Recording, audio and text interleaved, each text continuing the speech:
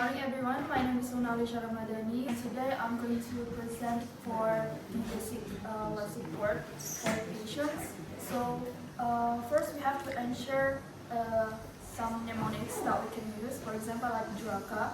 The first one is danger, so we have to put the patients in the safe conditions.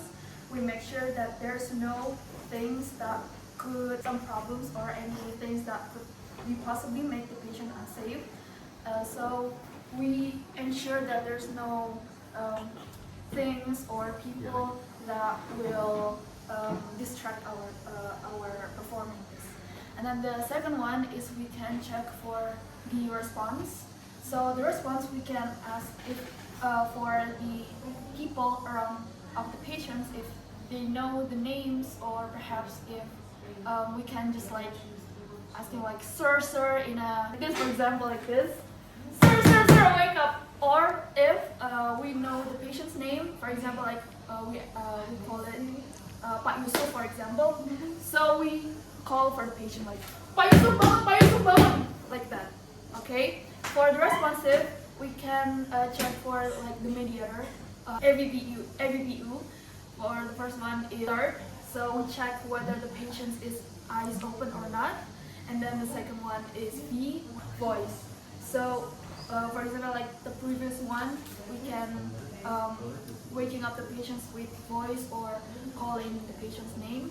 And then P, pain, we can check for the patient's pain, so that for example, like we can like push the sternum, or we can push in the eyes so that the patient is awake or not. And then the last one is U, which is unresponsive. If the patient's call is not awake, or we can use pin is not awake, so it's unresponsive. That's the DRACA, dangerous response. And then the third one is A, which is activate. The third one, which is A, which is activate. So we can ask for the emergency call. Or maybe we can ask another one person to help us as a partner to be opening. So before we go to the CPR, we also have to check for the carotid, or perhaps the brachial, because carotid is the nearest one to the heart. So we can check it here or here.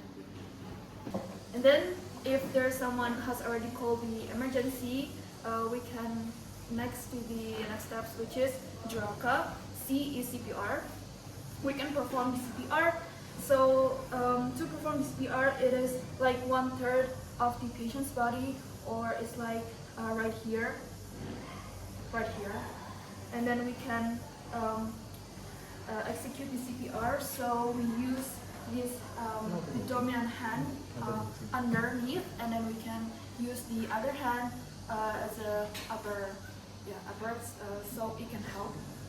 For example, like this, it's like 1/3 of the baby patients. And then we can, for the depth is 5 until 6 centimeters, and then it's 120 per minute. And then it also counts 30 per 2 for the single circulations. And then the 30, we can calculate like 1, 2, 1, 2, and then for example like this, we can use our shoulders and not using our hands inside, so we're not dangerous, and it eases us to CPR patients. For example like this, we can say something like 1, 2, 1, 2 in a 30 counts for 5 cycles. For example, like this: 1, 1, 2, 2, 3, 3, 4, 4, 5, 5, until 30 counts.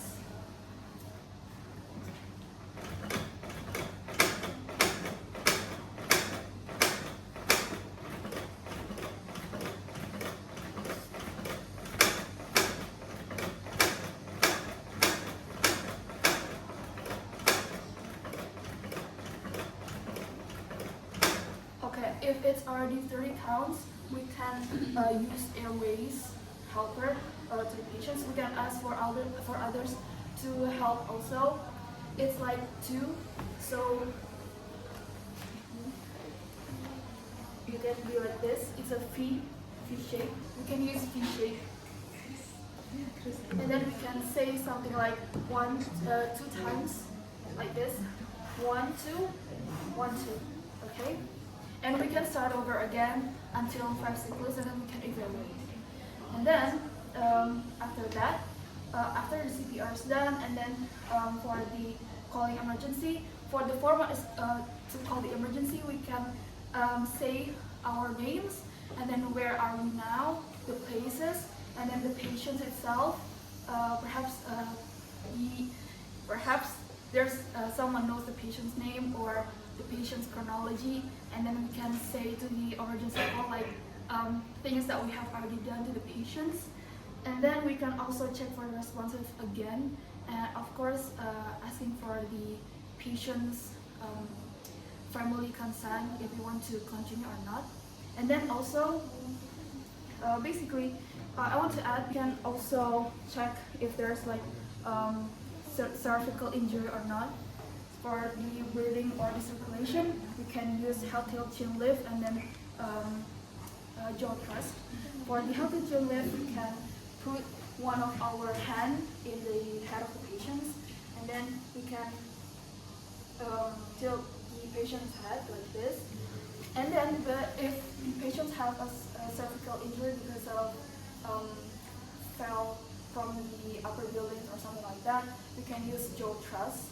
So jaw thrust means like we can use 2 of our hands in the patient, something like that. But also we can also use a thing to help the patients under the neck, so that the cervical injury is not going to be more harsh. And if there's blockage or not, we can use sweeping in our hands, something like that, and we can up and we can sweep the patients. Okay, so after we do CPR, we can also, if there's a tool called the IUD, we can place on the patient IUD. But if there's no, we can ask for the emergency, and we prefer it to the hospital or to the doctors. Okay, thank you guys.